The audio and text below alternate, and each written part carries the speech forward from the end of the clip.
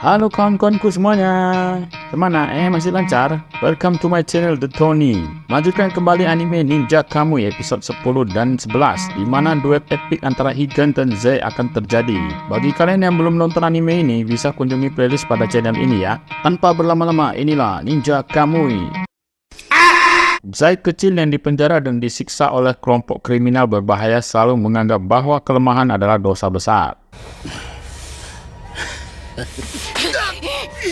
Setelah menggigit preman yang hendak menyakitinya, tanpa diduga, pasukan ninja tiba-tiba muncul dan membantai semua preman hingga tidak tersisa. Kemudian ada seorang ninja membuka gembok penjara dan dia melepaskan Zai beserta teman-temannya. Melihat banyak mayat bergelimpangan membuat para bocah lari ketakutan. Namun Zai hanya diam sembari memandangi mayat preman yang kerap memukulinya. Dan di saat itu juga, Yamaji melihat Zai kecil yang menghunuskan pisaunya berkali-kali pada salah satu jasad preman yang digigitnya tadi. Trauma yang mendalam membuat Zai kehilangan akal. Dia pun mencoba menyerang Yamaji tanpa rasa takut. Walau tidak berdaya, namun Zai menghunuskan pisau pada tangan Yamaji. Melihat Zai yang memiliki jiwa shinobi, Yamaji pun mengajak Zai bergabung ke dalam organisasi ninja. Scene berpindah di mana Yamaji kembali ke organisasi bersama Zai. Dan itulah momen pertama kalinya Zai bertemu dengan Higan dan Mari. Terlihat Jason menjelaskan pada Higan dan Mike bahwa data penting Auza yang diambil sebelumnya tiba-tiba saja di-encode oleh seseorang. Hal itu membuat mereka tidak bisa akses masuk untuk mengambil kembali data-data tersebut. Jason menjelaskan kalau ini adalah perbuatan Emma. Nampaknya Emma benar-benar ingin melindungi data tersebut setidaknya hingga dia menyerahkan sepenuhnya pada Mike. Walaupun mereka kesal, namun Jason akan berusaha menyelesaikan teka-teki ini untuk kembali mengakses dan mendapatkan data-data tersebut.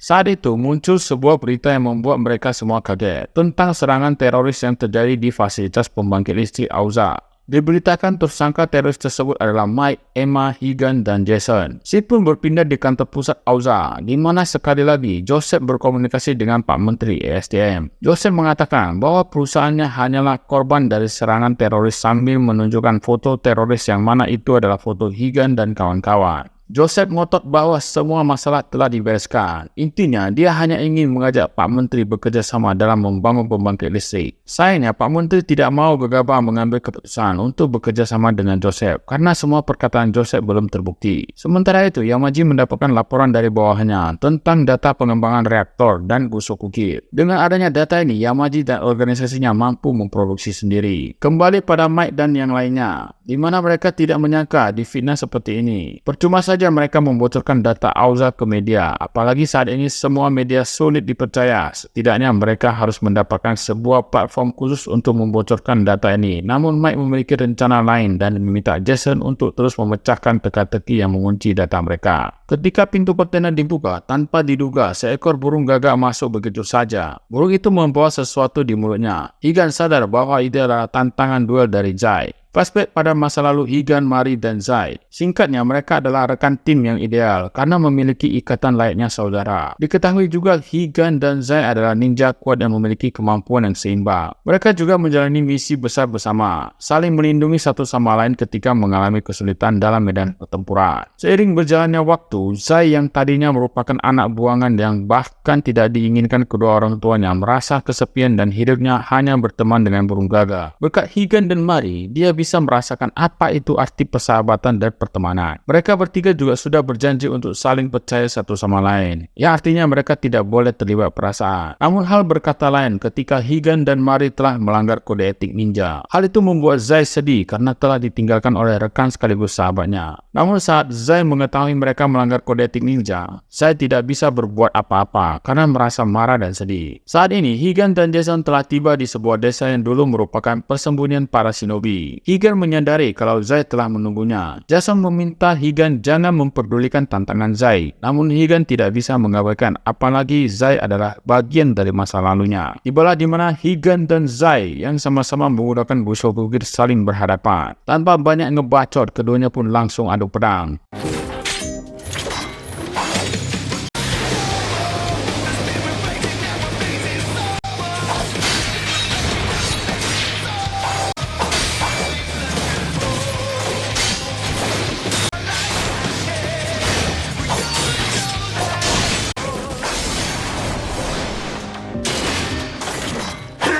Karena kekuatan mereka yang seimbang sehingga membuat busuk ukir milik mereka hancur.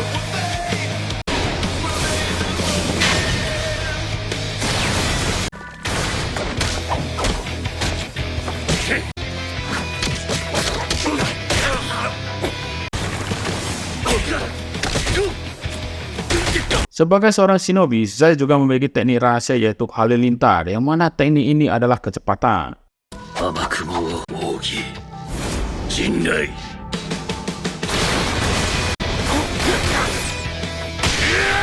Dengan teknik ini, Zai berhasil memukul Higan beberapa kali. Namun sayangnya, teknik rahasia ketenangan milik Higan mampu mematahkan teknik rahasia Zai. Teknik rahasia ketenangan adalah merupakan ketajaman 5 indera yang dapat merasakan keberadaan di sekitar. Ogi, Yusei.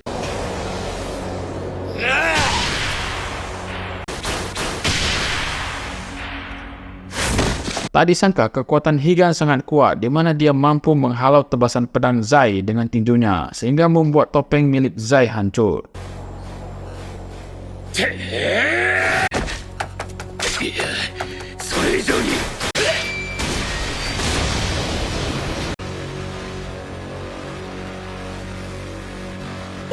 Terlihat wajah Zai yang memiliki luka bakar karena dia menerima hukuman dari organisasi. Yang mana dulu Zai telah mengetahui Higan dan Mari membelot, namun Zai telah membiarkan mereka pergi karena mereka bertiga adalah rekan sekaligus sahabat terbaik. Sambil bertarung, Zai menyalahkan kejadian itu kepada Higan karena telah melanggar kode etik dan meninggalkan tujuan besar mereka. Seandainya jika Higan tidak melanggar, maka wajah Zai tidak akan seperti ini. Higan mengetahui bahwa Zai adalah orang yang memiliki perasaan yang baik. Higan menjelaskan kalau dia dan Mari menyadari tidak ada kode etik atau alasan apapun yang layak untuk diikuti. Bahkan hal seperti itu yang telah membuat mereka jadi kehilangan kemampuan untuk mencintai dan melindungi sesuatu yang disayangi. Dan semua itu adalah keputusan Higan dan Mari. Zai kembali mengayunkan tebasan pedangnya kepada Higan, namun kekuatan tinju Higan sekuat baja sehingga dapat membuat katana milik Zai putus.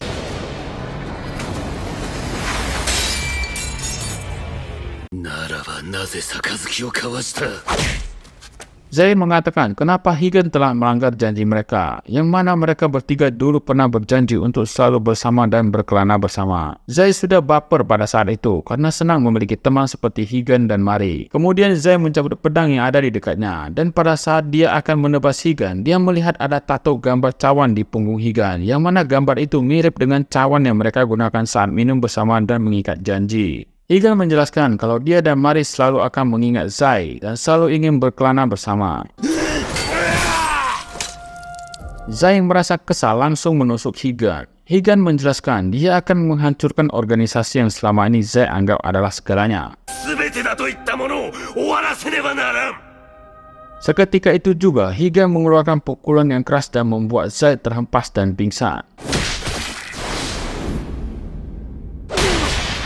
Sebelum Zai pingsan, Higan menyampaikan pesan kalau Mari pernah mengatakan jika Zai muncul di hadapan anaknya, Mari tidak peduli Zai mau melakukan apapun padanya, entah itu masalah kode etik atau kebencian, karena mereka telah meninggalkannya. Setidaknya Zai akan memaafkan anak mereka dan lebih memahami kehidupan yang sebenarnya. Lalu Higan pergi. Scene berpindah di mana Mike menjelaskan kepada Jason kalau pihak FBI akan segera menemukan mereka karena mereka telah menjadi buron. Sementara itu, Jason masih kesulitan untuk mendapatkan data yang dikunci erat oleh Emma sebelumnya di sistem Auza. Jason menjelaskan semua teka-teki membutuhkan sidik jari dari Emma. Mike teringat bahwa di kertas gambar peninggalan putrinya ada sidik jari Emma karena sebelumnya Emma memegang kertas tersebut. Mike merencanakan untuk mengulur waktu dengan membiarkan FBI mengejarnya dengan mengendarai truk, sedangkan Jason terus meretas dengan bersembunyi di truk lainnya. Jason juga berhasil membuka kunci sistem dan mendapatkan data kejahatan milik Auza yang telah disimpan erat oleh Emma. Joseph telah mengetahui rencana Yamaji karena telah mendapatkan data pembuatan Gusoku Gear dan akan memproduksinya sendiri. Tak disangka, Joseph telah mengirim pasukan di kediaman Yamaji untuk menghabisinya. Namun hal itu sudah diketahui Yamaji, karena itu pasukan yang Joseph kirim terkena bom jebakan Yamaji.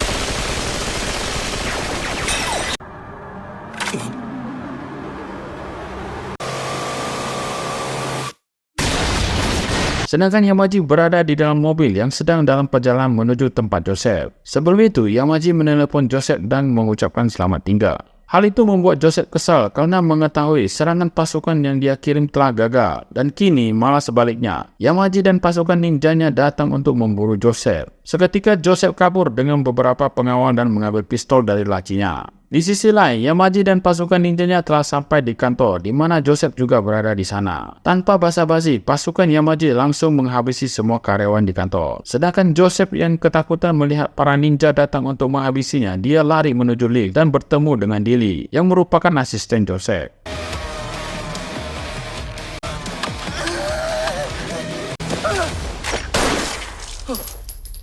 Dilly dan Joseph berniat kabur lewat laboratorium. Sayangnya, para ninja terus berdatangan dan menghalangi mereka. Tak berselang lama, Yamaji juga tiba di laboratorium menemukan Joseph dan Dilly. 山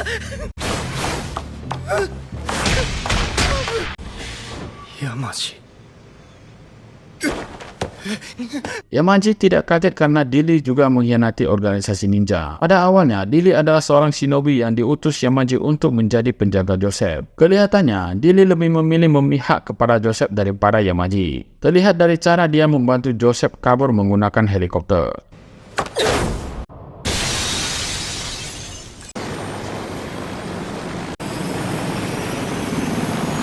Kemudian scene berpindah di mana Zai telah sadar dan teringat saat dia melihat bintang di langit karena terus dibayangi oleh masa lalu buruknya. Saat itu, Mari juga bersamanya dan mengatakan bahwa semua shinobi di organisasi memiliki masa lalu yang menyedihkan. Namun Mari menyampaikan dia lebih memilih untuk melihat masa depan daripada terpaku pada masa lalu. Mari juga menjelaskan setiap manusia juga memiliki kebebasan arah jalan mana yang harus dituju. Mari mengatakan suatu saat dia akan menemukan arti dan jalan baru masa depan.